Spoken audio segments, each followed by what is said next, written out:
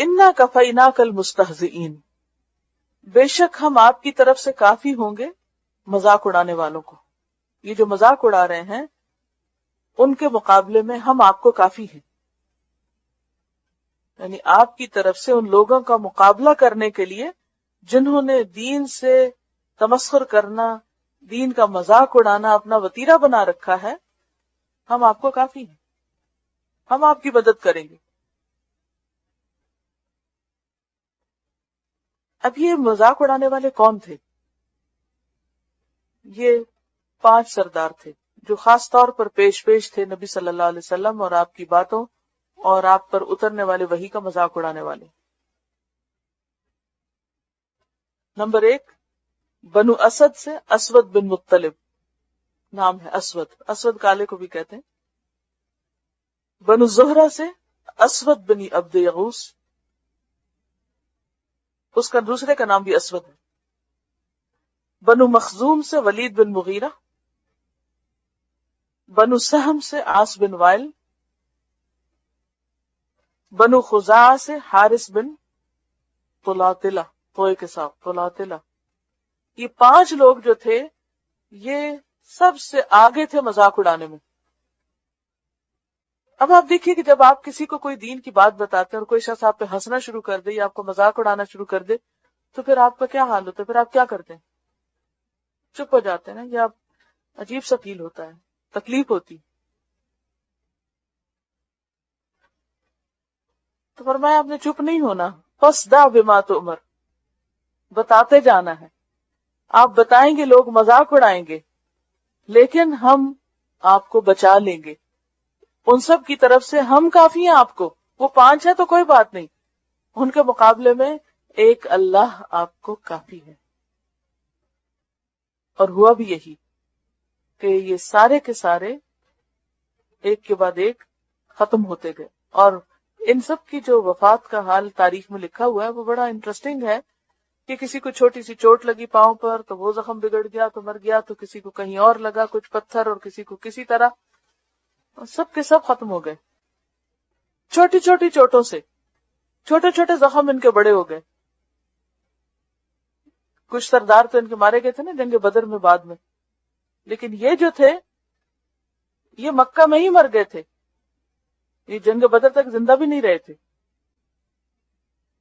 تو آپ دیکھیے کہ فزیکل ٹارچر اور بڑی بڑی سازشیں اور مخالفتوں کے مقابلے میں جو چھوٹا چھوٹا مذاق اڑانا بھی جو ہوتا ہے یہ بھی بہت شدید جرم ہے. دین کا، دین والوں کا، کوئی دین کی بات کر رہا ہو اس کا، دین کے احکامات کا. آپ دیکھیے کہ آج کے دور میں بولنگ جو ہے وہ کتنا میجر پرابلم ہے.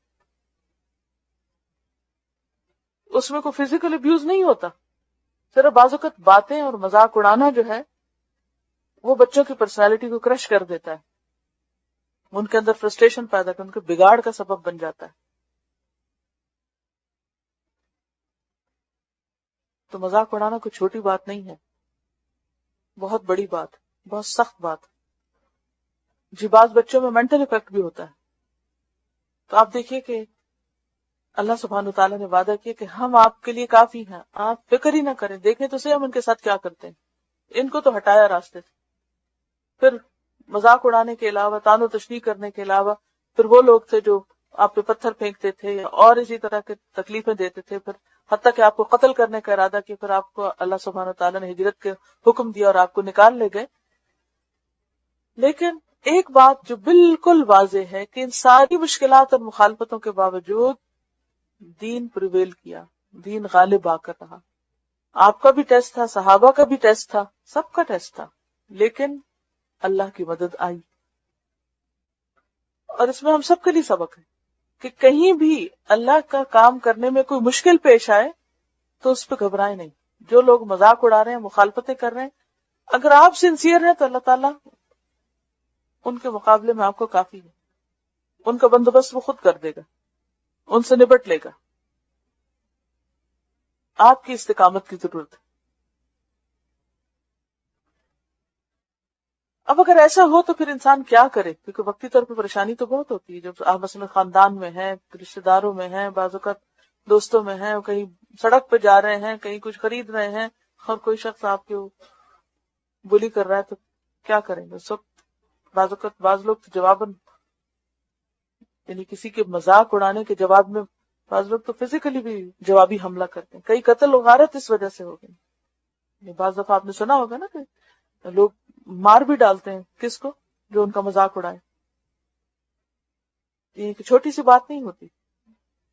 یہاں کہا یہ جا رہا ہے کہ آپ اپنے کام پہ نظر رکھیں، ان سے اعراض کریں، کنارہ کشی کریں، اگنور کریں، منہ پھیر لیں، توجہ نہ دیں، بدلہ بھی نہ لیں. ان کا بدلہ ہم خود لیں گے.